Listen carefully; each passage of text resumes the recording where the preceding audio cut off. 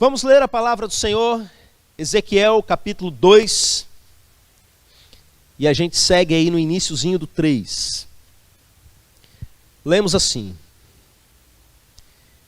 Esta voz me disse, filho do homem, põe-te em pé e falarei contigo. Então entrou em mim o Espírito, quando falava comigo, e me pôs em pé, e ouvi o que me falava. Ele me disse, filho do homem, eu te envio aos filhos de Israel, as nações rebeldes que se insurgiram contra mim. Eles e seus pais prevaricaram contra mim, até precisamente ao dia de hoje.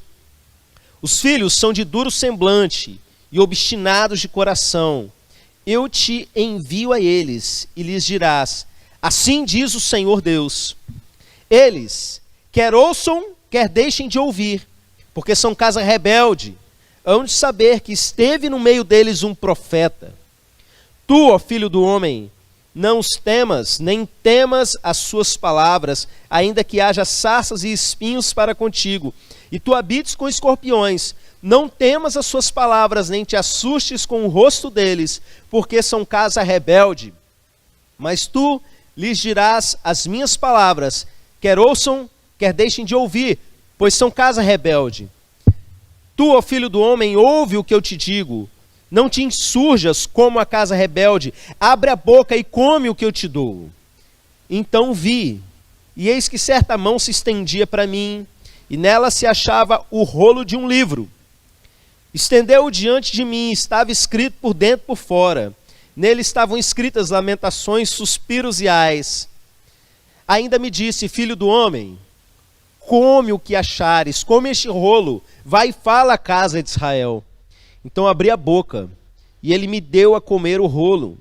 E ele me disse, filho do homem, dá de comer ao teu ventre, e enche as tuas entranhas deste rolo que eu te dou. Eu o comi, e na boca me era doce como mel. Disse-me ainda, filho do homem, vai, entra na casa de Israel e diz as minhas palavras, porque tu não és enviado a um povo de estranho falar, nem de língua difícil, mas à casa de Israel, nem a muitos povos de estranho falar e de língua difícil, cujas palavras não possas entender. Se eu aos tais te enviasse, certamente te dariam ouvidos. Mas a casa de Israel não te dará ouvidos, porque não me quer dar ouvidos a mim. Pois toda a casa de Israel é de fronte obstinada e dura de coração. Eis que fiz duro o teu rosto contra o rosto deles, e dura a tua fronte contra a sua fronte. Fiz a tua fronte como o diamante, mais dura do que a pederneira. Não os temas, pois, nem te assustes com o seu rosto, porque são casa rebelde.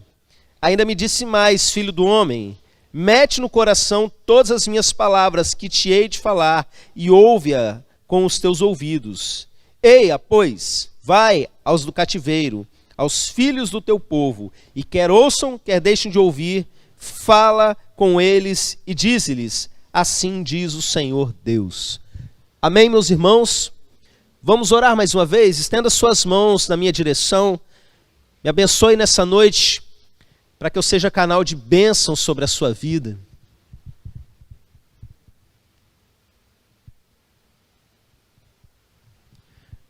Os teus filhos estão ouvindo, meu Pai, estão famintos por comer mais da tua palavra, Senhor. Já começamos a mastigar, meu Pai, nos ajude a engolir o que o Senhor tem para nós nessa noite, a digerir aquilo que o Senhor tem para nós nessa noite, e que todas as pessoas que participam desse culto, que ouvem essa palavra, sejam fortalecidas e desafiadas, em nome de Jesus. Amém. Amém. Quantos irmãos aqui participam da nossa torre de oração? Levanta a mão assim, ó. Olha quanta gente. Eu quero convidar o restante, que ainda não faz parte, a participar. E deixa eu explicar o que acontece. A gente tem o nosso horário de oração por dia. A gente escolhe 1 hora no nosso dia. Mas quando a gente entra na torre de oração, a gente escolhe um horário. E nesse horário a gente assume aquele compromisso, esse é o meu horário, porque a igreja tem um plano de que 24 horas por dia a gente tenha alguém orando. Fura muitas vezes. Mas quanto mais gente a gente tiver, menos chance de dar errado. A ideia é que em qualquer horário do dia ou da noite, madrugada dentro, tem alguém orando. E você fica ali orando pela sua casa, pela sua vida, você adora a Deus, você tem o seu momento de intimidade com o Pai. E tem alguns motivos de oração que a gente coloca lá no grupo do WhatsApp, que a gente compartilha entre os irmãos da igreja, para a gente concordar em oração. Então, além de orar pela sua vida, pelas coisas da sua casa, você concorda em unidade, por exemplo, a respeito do governo do Brasil, a respeito do fim da violência doméstica no Brasil, e a respeito de um assunto que eu quero começar falando na mensagem dessa noite, e que a gente vai chegar lá, porque tem muita gente concordando conosco nesse motivo. Nós queremos ser a igreja dos sonhos de Jesus. O que é isso? Eu quero que o Senhor olhe para nós. E Ele fique tão feliz com aquilo que Ele vê acontecendo, com o movimento da nossa igreja, com o agir da nossa igreja, que Ele olha para a gente e Ele abre aquele sorrisão e diga o seguinte: é isso aí que eu sempre quis. Foi para isso que eu criei vocês. Igreja que eu criei, é isso aí. E nós perseguimos esse sonho em oração, meus irmãos. E sabemos que, para que uma igreja seja a igreja dos sonhos de Jesus, eu preciso ser o pastor dos sonhos de Jesus. Eu preciso ser aquele homem que Jesus olha e fala: é isso que eu disse. Quando eu disse que suscitaria pastores segundo o meu coração, era disso que eu estava falando. E você também precisa entender o seu lugar na igreja de Jesus. E buscar isso, porque é uma igreja dos sonhos de Jesus. Cada membro da igreja é o filho dos sonhos. É aquele que realmente o Senhor se alegra e fala: nele está o meu prazer. E eu quero dizer para vocês, meus irmãos, que isso não é algo assim fora do normal, que isso não é algo distante, algo que você não consiga chegar, um alvo impossível. Nós temos aprendido muitas coisas a respeito disso, desde que nós nos propusemos a orar a respeito desse assunto. Eu quero dizer para vocês que se vocês estiverem fortalecidos no Senhor, tudo isso vai fluir de forma natural. Porque um crente fraco, ele é um desserviço para o reino de Deus. Um crente carnal que vive entregue ao pecado, naturalmente ele afasta as pessoas de Deus. Porque aquela pessoa que diz crer em algo, mas vive o contrário daquilo que ela crê, naturalmente ela afasta pessoas da presença de Deus. Mas se você é um crente autêntico, alguém realmente fortalecido no Senhor, tocado pelo Espírito Santo, você encontra o seu lugar no reino. É natural, você flui. E uma igreja que os membros são assim, ela transforma vidas, ela transforma famílias, ela transforma uma sociedade. Seja parte disso. Você está aqui nessa noite para ser fortalecido, porque o Espírito Santo de Deus quer fortalecer. Você está acompanhando esse culto da sua casa, porque o Espírito Santo quer fortalecer a sua vida. Ele me deu a mensagem dessa noite para que você saísse desse culto mais forte do que você veio. E a palavra de fortalecimento que nós temos por parte do Espírito Santo nessa noite está aqui na história de Ezequiel. Eu gosto muito de Ezequiel, gosto de ler Ezequiel. O Senhor, há um tempo atrás, nos deu várias mensagens nesse texto. E é um dos personagens do Antigo Testamento que mais mexe comigo. Quando Deus se refere a alguém como filho do homem, você já pode ficar esperto, porque essa pessoa não é qualquer pessoa. Eu imagino que... Vocês já viram esses filmes de alienígena? Que o alienígena vira para os seres humanos e fala assim: humano, terráqueo, faça isso, aquilo. Eu imagino que no céu eles devem se referir a certos humanos como filho do homem, um tipo de gíria celestial, sabe? Jesus já chega falando a respeito de si assim. E nós temos pouquíssimas pessoas na Bíblia que as figuras angelicais ou o próprio Deus se referem dessa forma. O texto que nós temos aqui é o chamado de Ezequiel esse filho do homem. E olha, Deus chega para ele em uma época terrível. Não era só terrível para ele, e a gente vai vendo no decorrer do texto que a coisa vai ficando só cada vez mais feia para ele, inclusive.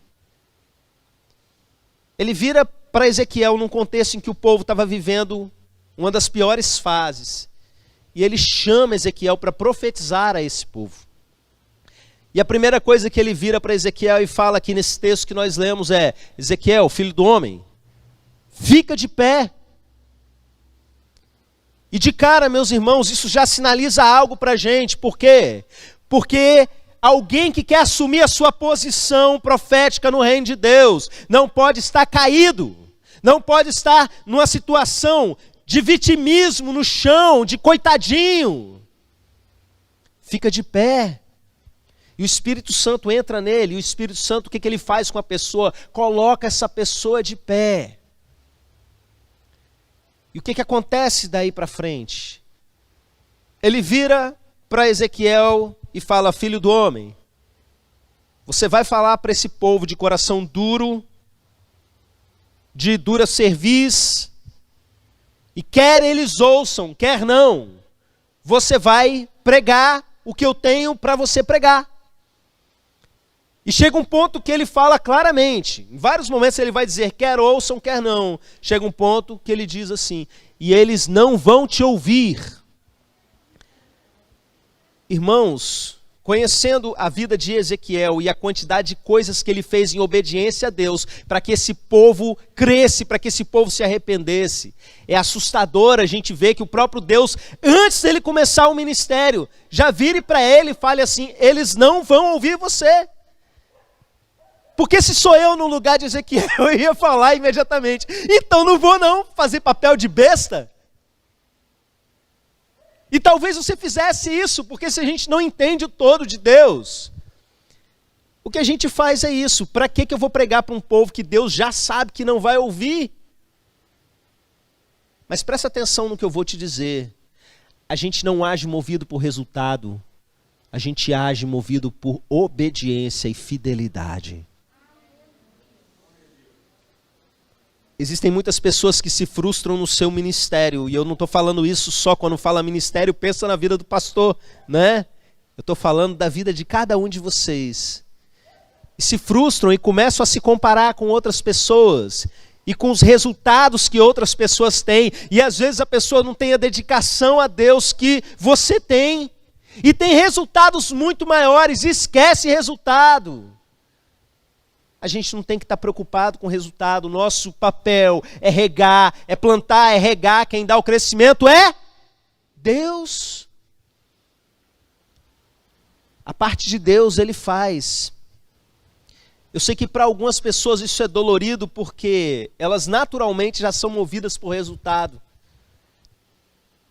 Algumas pessoas por temperamento, por personalidade, têm um alvo e perseguem aquele alvo. E se não conseguem aquilo, perdem totalmente a motivação.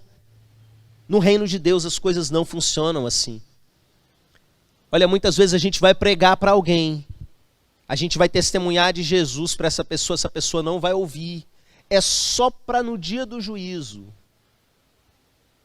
ela ouvir assim: mas você ouviu a palavra, você não quis receber, porque foi a sua escolha, mas eu mandei meu servo, eu mandei a minha serva lá, e eles falaram para você tudo aquilo que você precisava ouvir para sair desse estado.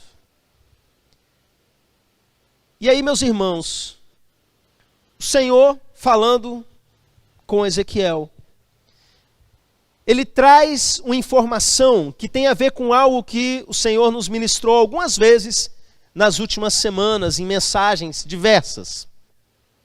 Quando ele se aproxima e se revela a alguém, naturalmente ele começa a revelar algo a respeito dessa pessoa. Quando você se aproxima de Deus, ele começa a revelar algo a seu respeito. E quando é que isso acontece nesse texto? Preste atenção.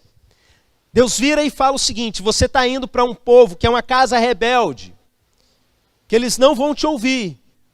Mas não se assuste com a cara deles, porque eles são pessoas de cara fechada, de cara dura. Sabe por quê? eu fiz você com a cara mais dura ainda. Eu fiz você com cara de pederneira. O que é uma cara de pederneira? Sabe o que é pederneira? Não é um passarinho não, né? Parece o nome de alguma ave aí do sertão. É uma pedra, a palavra aqui no hebraico diz respeito a uma pedra que é tão dura, que é aquela que eles usam para fazer faca. A cerimônia de circuncisão, por exemplo. Eu fiz você com cara tão dura como essa pedra, extremamente dura. Eu fiz você, filho do homem, com cara de diamante. O que isso quer dizer, meus irmãos? Para que ele vivesse aquela situação e vencesse, Deus já tinha construído ele como ser humano com uma característica: ser alguém de semblante duro. Imagina, ele pregava para um povo e o povo rejeitava. Ao invés dele recuar e ir para casa chorar, ele era uma pessoa que não abaixava a cabeça, que olhava duro de volta. Porque Deus tinha feito ele de cara dura. Mas se Deus tinha feito esse homem com a cara dura, eu fico pensando ele antes desse momento. Eu fico pensando ele, por exemplo, na infância. A infância do Ezequiel. Alguma criança mais velha vindo arrumar problema com ele. Como é que a gente imagina, né, uma cara dura? Eu imagino uma cara de mal, assim, ó. Sabe aquelas pessoas que você olha, bate o olho e você imagina essa pessoa não é normal, não. Passa pra cá, menino. Eu até passo, mas... eu te fiz com a cara dura. E você vai aguentar tudo isso que você vai passar. Porque eu fiz você para aguentar isso. Por que isso é tão importante para a gente? Eu acredito que esse é um dos pontos mais centrais dentro da mensagem dessa noite. Porque você precisa entender que Deus fez você. Ele fez você de uma determinada maneira e Ele não fez isso à toa. Presta atenção, eu não estou falando aqui para as pessoas usarem as suas fraquezas, a sua carnalidade, as suas quedas em pecado para dizer, eu sou assim, eu nunca vou mudar. Não é disso que eu estou falando, não. Eu estou falando de características suas, de personalidade, características físicas, muitas vezes, que você precisa entender que existe um arquiteto sobre a sua vida. Alguém que não só gerou você como pai, mas que planejou você. E quando você olha para um homem como Ezequiel e entende que Deus o fez com a cara dura, essa identidade que ele tem, que Deus colocou nele, aponta para o propósito que ele iria desempenhar. Aponta não só para um propósito, mas aponta para uma jornada que ele iria percorrer daí para frente. Embora no decorrer da vida dele, talvez isso não tenha feito o menor sentido. Talvez as pessoas tenham olhado para ele, talvez até os próprios pais, e não tenham compreendido. Por que esse menino tem a cara dura desse jeito? Por que ele é dessa forma? Deus colocou nele uma identidade. E essa identidade revela um propósito. E esse propósito aponta a jornada que ele deve percorrer. Isso não é, meus irmãos, uma coisa específica do Ezequiel. É para cada filho do homem, para cada filha do homem que existe aqui nesse lugar. Para qualquer ser humano. Às vezes as pessoas pensam que ter um chamado é só para quem vai ser pastor e missionário. No máximo um diácono. Mas olha, meus queridos, vamos deixar essa mentalidade religiosa e entender o reino de Deus. Porque se você percebe que Deus plantou certas características em você, com um propósito para que você percorra um caminho, todo o caminho que você percorrer, você vai seguir esse propósito. E não tem a ver com algo simplesmente relacionado à vida de uma determinada igreja local. É evidente, nós somos membros uns dos outros, e nós somos uma família. Nós preenchemos a vida uns dos outros, uma igreja é um organismo. Mas eu estou falando para algo muito maior. A sua jornada na sua profissão, a sua jornada por onde você anda, esse mundo afora. Deus chamou pessoas para serem advogados, Deus chamou pessoas para serem médicos, Deus chamou pessoas para serem pedreiros. Outro dia a gente conversava, né, irmão Wagner, sobre a vocação. Que coisa gostosa quando a gente descobre que a gente faz algo e faz bem e está feliz com aquilo. E entende, Deus me fez para fazer isso aqui também. Irmãos, agora entenda que um advogado, ele pode e deve se mover profeticamente. Se ele foi feito profeta, um professor com um chamado pastoral, não necessariamente ele está à frente de uma igreja, ele pastoreia os seus alunos. Um policial pode ser um evangelista. Qual é a sua identidade? Sabe, um cabeleireiro, uma manicure pode ser mestre. Um trocador de ônibus, não interessa. Não menosprezem nenhum tipo de atividade. Existe uma identidade dentro de você e aonde você estiver, entenda que existe um propósito a partir disso. Algumas pessoas foram feitas com cara dura, ninguém vai entender, Deus sabe. Algumas pessoas foram feitas extremamente simpáticas e dóceis. Cada um de nós tem a sua característica. E esse potencial, meus irmãos, precisa ser colocado totalmente em prática. Você sabe quem você é? Você realmente já sabe quem você é em Cristo?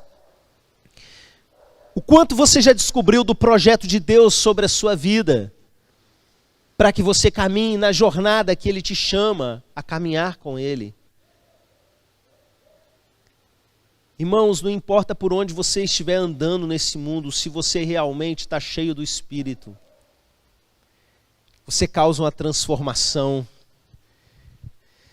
Parece que eu estou falando de resultado, não é? Mas não é, meus irmãos, a gente não corre atrás dos sinais, os sinais é que correm atrás da gente. Ezequiel pode não ter visto o tamanho do ministério dele, pode não ter colhido resultados naquele momento, mas a gente está seguindo os sinais até hoje, a gente está aprendendo com a vida dele até hoje.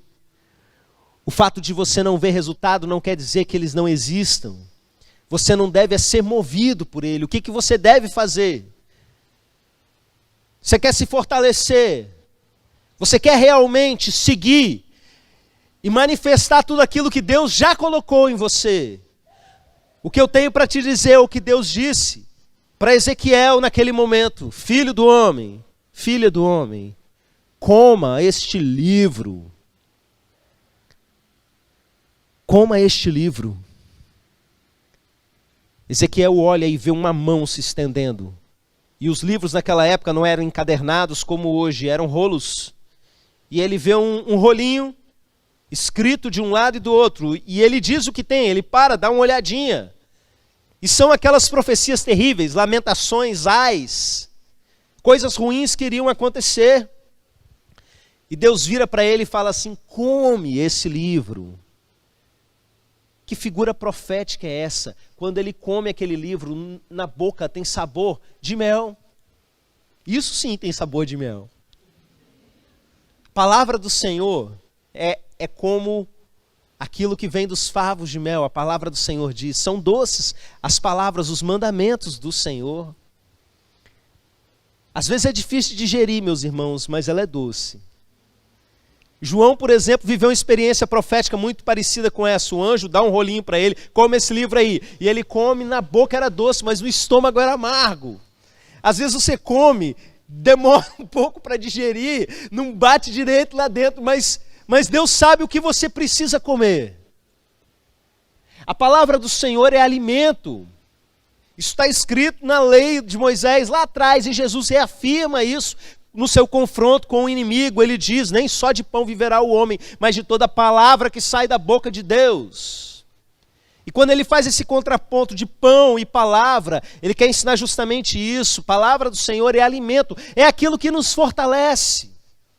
E se a gente está bem alimentado na palavra de Deus, irmãos, flui tudo naturalmente.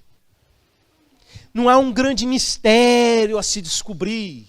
Não há um grande esforço a se fazer, porque Deus está falando com você o tempo todo. A palavra está entrando para dentro de você, está sendo absorvida pelo seu ser. É essa a figuração profética de comer a palavra, de comer o livro.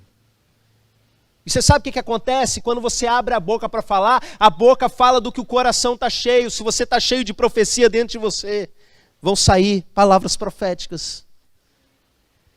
Se você está cheio de palavras de fortalecimento dentro de você, vai sair força para fortalecer o que está fraco.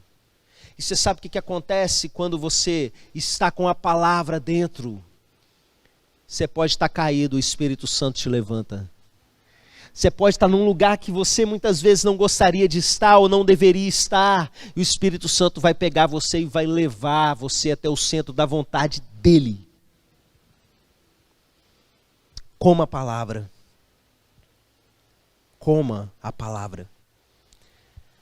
Ser o filho dos sonhos de Deus não é para ser um grande esforço, não é para ser uma coisa inalcançável. Sabe por quê? Porque Ele já fez você do jeito que Ele queria.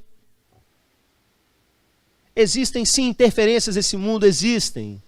Existem coisas que estão relacionadas aos estragos que a gente mesmo faz na nossa liberdade, existe. Mas entenda, existe uma essência em você, um projeto em você, que Ele já fez você assim. Então, só não estrague tudo.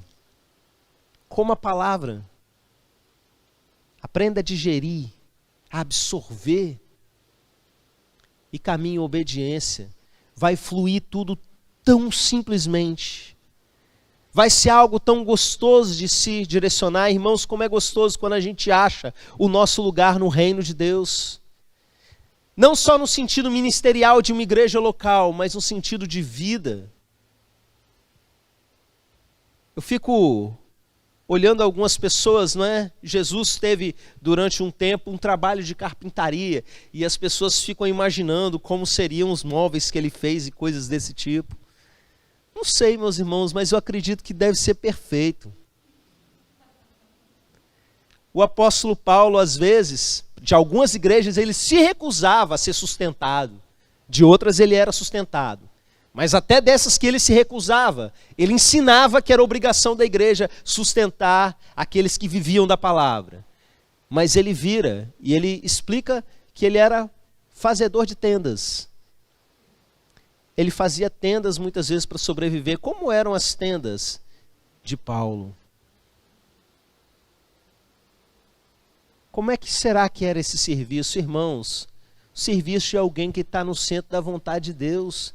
Tem dia que está mais cansado, tem dia que está mais desanimado, mas olha, a palavra está dentro dele, ele sabe para que ele foi feito. Eu fico imaginando quem ia comprar alguma rede com Paulo, alguma tenda, né, com Paulo.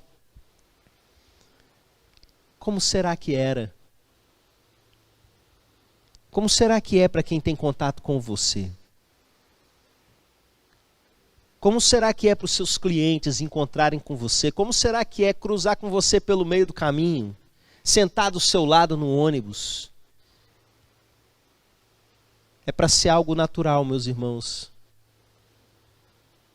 Eu venho pregar, eu fui orar perguntando para Deus, o que é a palavra de hoje? Eu já disse para os irmãos, eu não fico pedindo, Senhor, abençoa aquilo que eu vou pregar, não.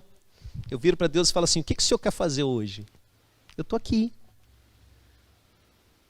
Qual o seu plano para hoje? O que o Senhor sonha em fazer com a sua igreja hoje? Qual é o alimento que o Senhor quer dar para os seus filhos hoje? Eu estou aqui, Senhor, faz o que o Senhor quiser. Aquela tranquilidade, sem desespero de ficar procurando, meu Deus do céu, o que eu vou pregar, porque eu sei, é tudo dele, vai fluir, é natural. E é para ser assim, meus irmãos, em tudo que a gente for fazer. As coisas elas vão se encaixando naturalmente, por quê? Coma a palavra. Filhos do homem, filhas do homem, se coloquem de pé nesse momento. Eu quero orar pela vida de vocês.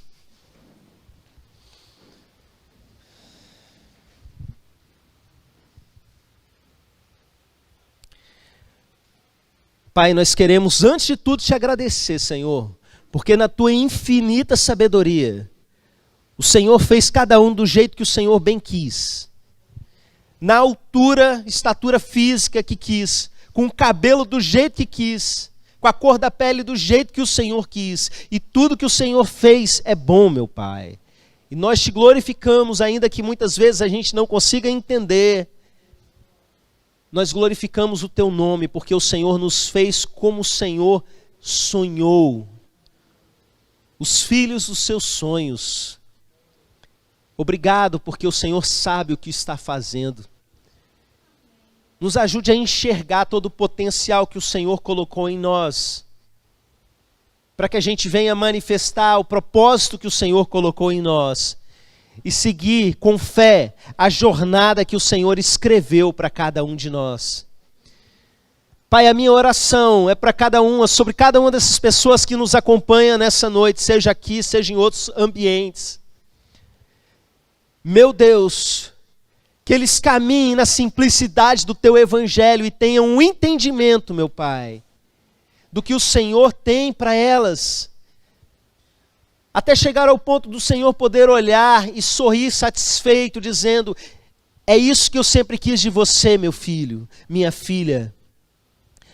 E que o Senhor possa olhar para o conjunto disso tudo, para a tua igreja, e ficar feliz com aquilo que o Senhor está vendo, meu Deus. Em nome de Jesus, meu Pai.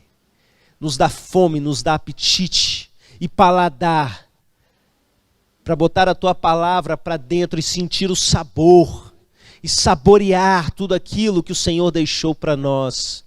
E comer a tua palavra com alegria, Senhor, e absorver tudo aquilo, toda a nutrição que o Senhor tem para a gente. Em nome de Jesus. Amém. Amém.